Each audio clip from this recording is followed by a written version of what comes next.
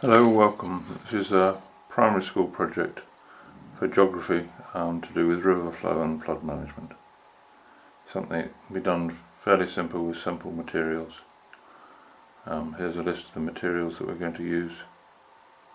You should be able to get them all. The other thing needed with that is some clothing because you're going to get a bit covered in clay. And maybe a material on the floor to stop it from spreading. So it starts with, based on 2 tiles, 900 millimeters between the 2 of them and about 250 millimeters wide. This is set at an angle of around 3 degrees. You also need a straw and some clay, some gravel, fine gravel and coarse gravel, twigs, some secateurs to cut the twigs, some moss to hold water, and cotton wool ink if you haven't got any moss. It's an alternative. Use a squeezy bottle. Gives us our equivalent of river flow, and use a protractor to get an angle on the. So first of all, set them at an angle of 3 degrees and put the clay onto the tiles. Weigh the moss when it's very dry, then we'll see what it is when it's very wet. Lay the clay out onto the tiles, flatten it out, and then put a meandering shape into it to act as the river. Pour water in at one end. As the water goes in, just measure the time it takes for a certain amount to go through, and just use that flow, measure the flow, see what happens. It's also a good point at this to ask the kids what shape they would like to make, and put the overflow into a bucket. You can also use twigs. These are 3 twigs acting as a little check dam, so the water can flow underneath them, but in higher flow it catches behind them and acts as a check dam. Here's 3 lots of twigs together, so this is 3 check dams, all holding back the water, slowing the flow, just preventing a peak coming on the river flow, which is the one that does the damage in the flooding. And as water switches off, there the water level goes down. You can also put a attenuating dam, so the water comes off at the side of the check dam in full flood, and then it's collected at the side.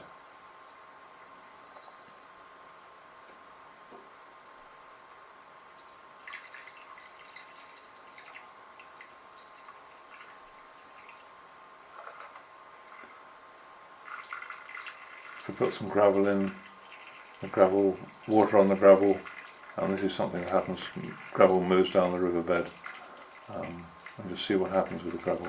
See what the very small particles so these are the small particles of gravel, just seeing how it's affected by the river flow.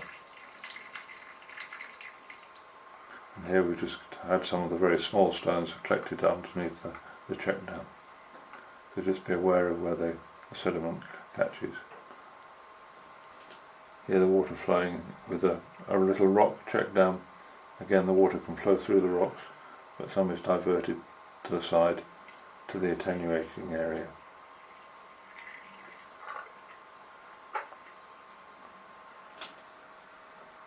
Here's another check dam with an extra piece of wood at the top, which helps spread the water again.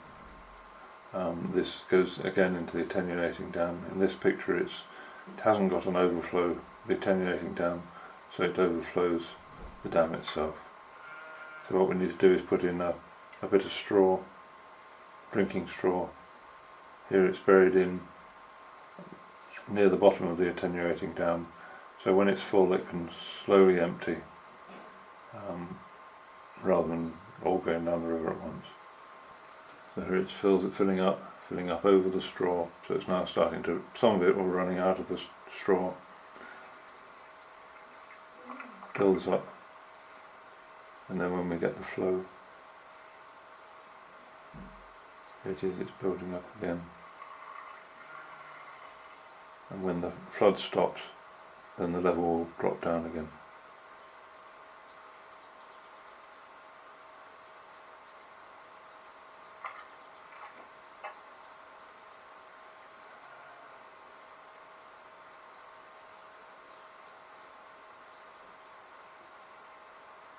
It goes down to the bottom.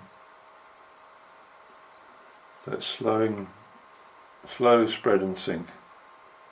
Here we've got 3 swales, so these are on the contour, so that means they're level, they hold water level. And each one of them has a little overflow which goes down to the next one. So by having these 3 swales, it really slows the water down. And you can see it being much slower going down to the check dam and to the attenuating area. And just see, with all these we get a much slower flow coming out at the end.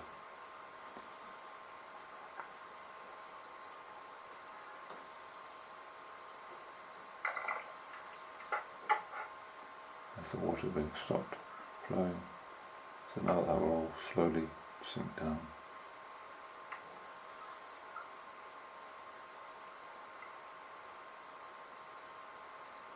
The swale is a very good way of slowing the water down, keeping them on the level, on the contour.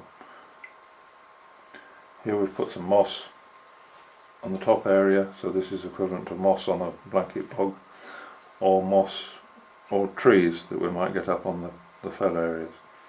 So this holds the water, holds it in the humus under the trees, cools the water, and then releases it slowly into the stream. So again, it will help slow the whole thing down. When you've done this, you can measure the weight of the moss, just see how much water it can actually hold, what volume can it hold, how much water.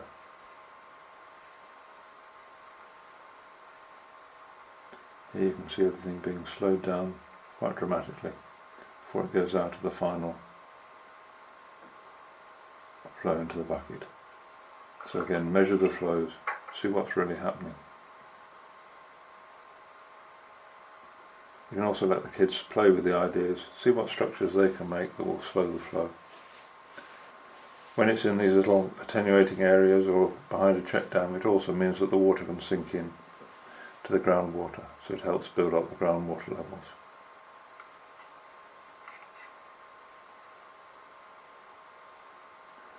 Here we've put more meanders in the top of the stream, so again, rather than going in a straight line, this going around the corners slows the water flow down again.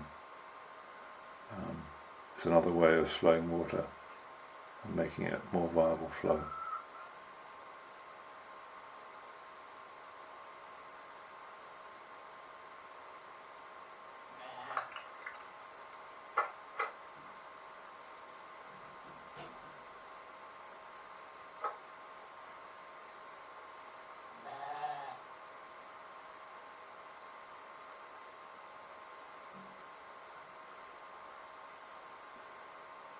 And then when the flow's stopped, it all drains down slowly. And here's just an example of what happens if you put it into a canal. The flow goes much, much faster, and eventually when the flow is stopped, it drains down a lot quicker. So it's much more of a flash flooding situation where you get this very fast runoff, where the water stops flowing, and very, very quickly it dries out again. So not good. If you want more details, film, flood photos, recorded stories, you can look at www.riverroburn.uk. There's a lot more information there. You can go into great detail and hundreds of photographs that you can use for this project.